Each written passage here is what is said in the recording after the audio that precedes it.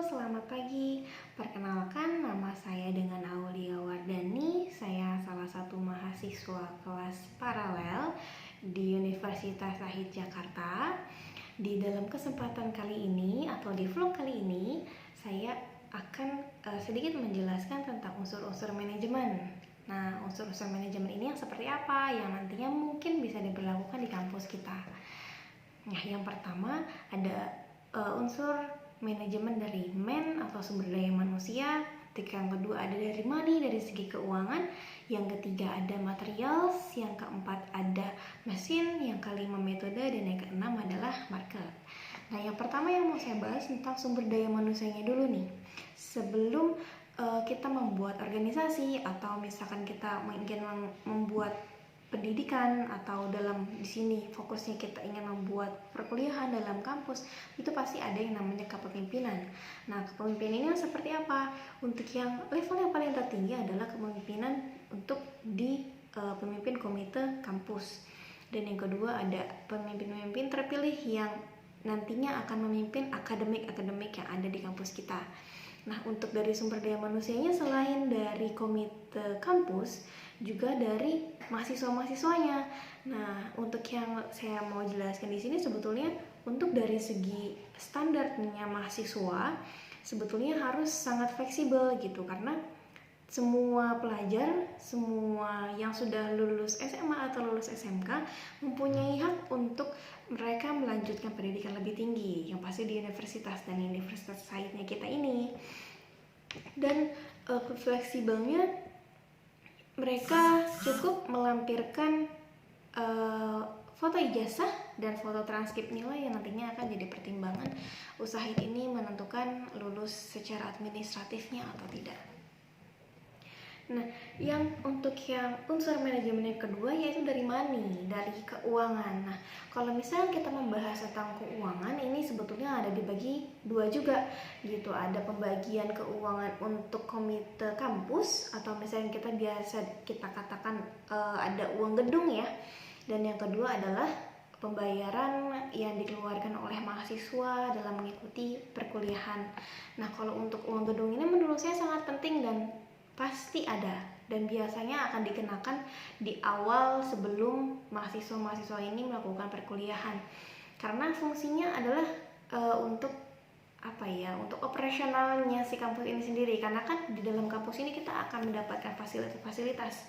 Nah, agar memadai fasilitas itu dengan baik ya adanya kita sumbangsi ke kampusnya kita untuk bisa memadai lebih baik lagi gitu. Nah, untuk pembiayaan yang dikeluarkan oleh mahasiswa untuk pembiayaan perkuliahan ini menurut saya memang dibagi dari 3 kelas ya, ada 3 macam jenisnya. Yang pertama ada untuk kelas reguler, yang kedua ada kelas paralel atau kelas karyawan, yang ketiga ada kelas modular. Nah, biasanya memang jika para calon mahasiswa yang ingin melanjutkan perkuliahan dengan biaya yang lebih dikatakan lebih murah ya daripada kelas-kelas yang lain bisa masuk ke kelas reguler gitu, karena biayanya biasanya memang lebih murah gitu.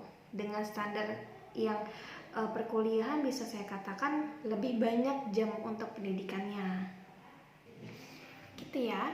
Yang ketiga tentang material. Nah, material ini sebetulnya membahas tentang apa aja sih yang dikaji ketika kita sudah memulai perkuliahan.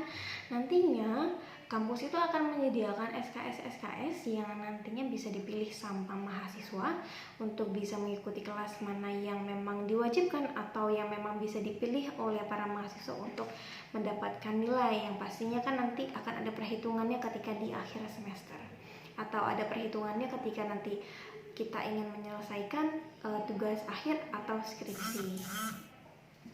Nah, untuk yang keempat ini membahas tentang mesin. Mesin ini sebetulnya yang dimaksud sebagai operasionalnya ya. Apa aja sih operasional yang bisa kita dapetin ketika kita berkuliah atau ketika kita berpendidikan? Sebetulnya pada umumnya tanpa diminta atau tanpa diwajibkan kita memang punya yang namanya laptop atau komputer yang kita miliki secara pribadi untuk memadai kita ngerjain tugas gitu. Karena kan yang namanya tugas itu memang lebih banyak ketika ada tugas yang harus diketik-ketik atau ada tugas yang harus di-searching gitu, itu sangat memadai.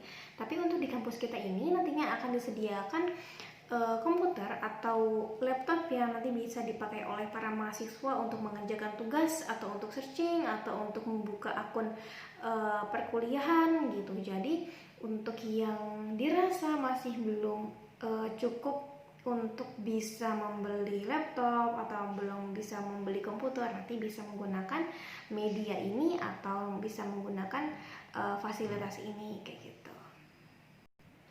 Yang kelima, saya akan membahas tentang unsur manajemen dari segi metode. Nah, metode ini sebetulnya dibagi dua juga.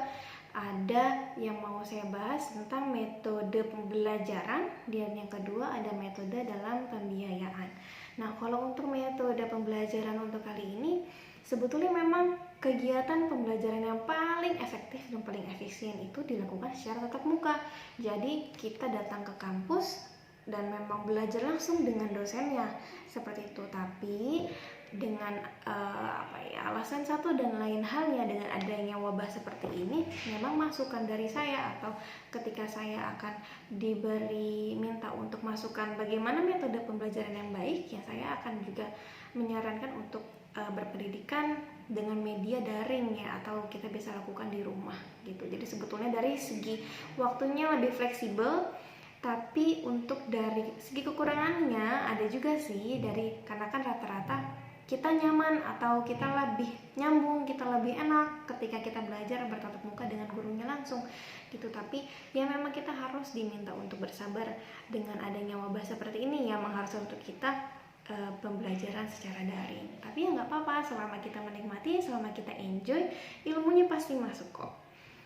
Untuk metode pembiayaan, nah ini jangan perlu khawatir untuk para mahasiswa atau para calon mahasiswa yang nantinya akan bergabung di Usahid ini. Untuk metode pembayaran kita sekarang sangat-sangat mudah gitu, karena kita akan dibuatkan virtual account dari masing-masing mahasiswa.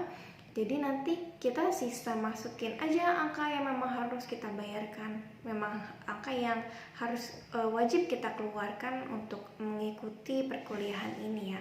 Jadi sangat gampang, apalagi sekarang banyak e-commerce, kita juga menggunakan salah satu e-commerce yang bagus yang memang sudah disediakan oleh kampus kita gitu. Jadi nggak ada lagi kesulitan-kesulitan para mahasiswa atau calon mahasiswa untuk bisa melakukan pembayaran.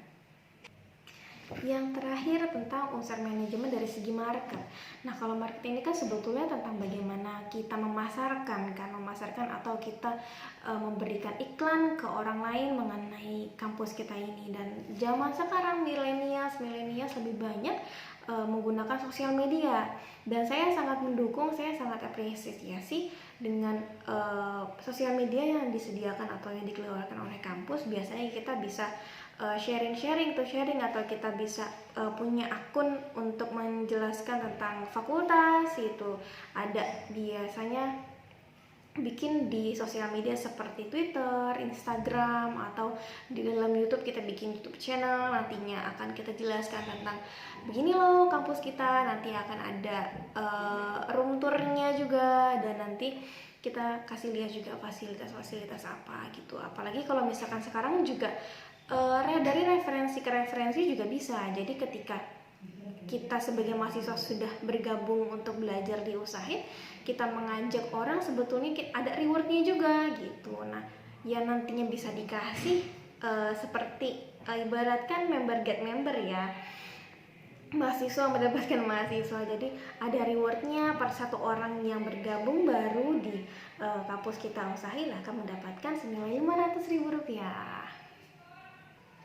Jadi cukup itu aja 6 unsur manajemen yang saya sampaikan di dalam vlog ini. Jangan lupa di like, di subscribe, dan komen. Jangan lupa like-nya juga. Jangan lupa kunjungi websitenya kita di Usahid untuk melihat fasilitas-fasilitas apa atau ada fakultas-fakultas apa aja yang ada di kita gitu ya. Terima kasih banyak.